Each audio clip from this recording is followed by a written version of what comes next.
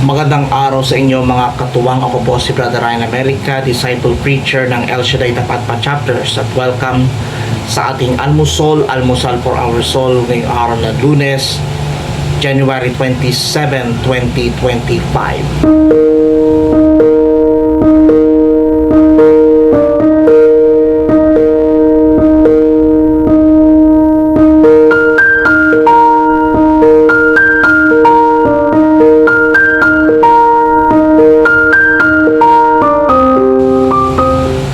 Ang mabuting balita ay Mark 3:22-30.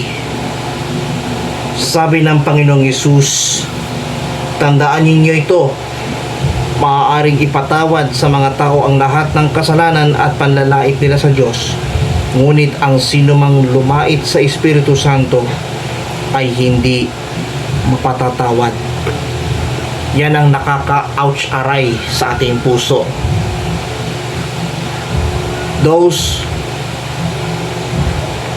Those who reject the Spirit of the Lord could not forgive.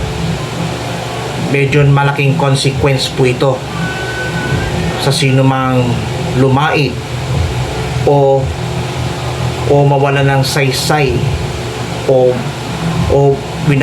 let's say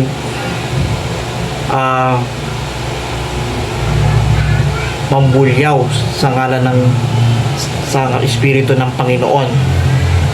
At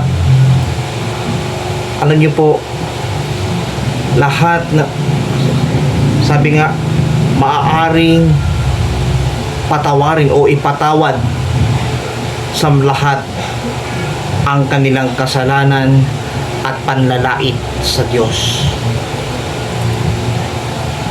Pinakamagandang trending para sa araw ng Lunes, the choice is yours. Nasa iyo ang pamimili.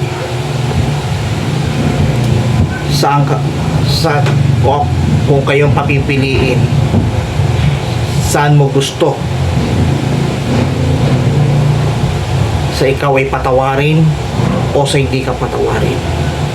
Kapatid, friendship, ka-prayer partner, katuwang, hindi pa huli ang lahat.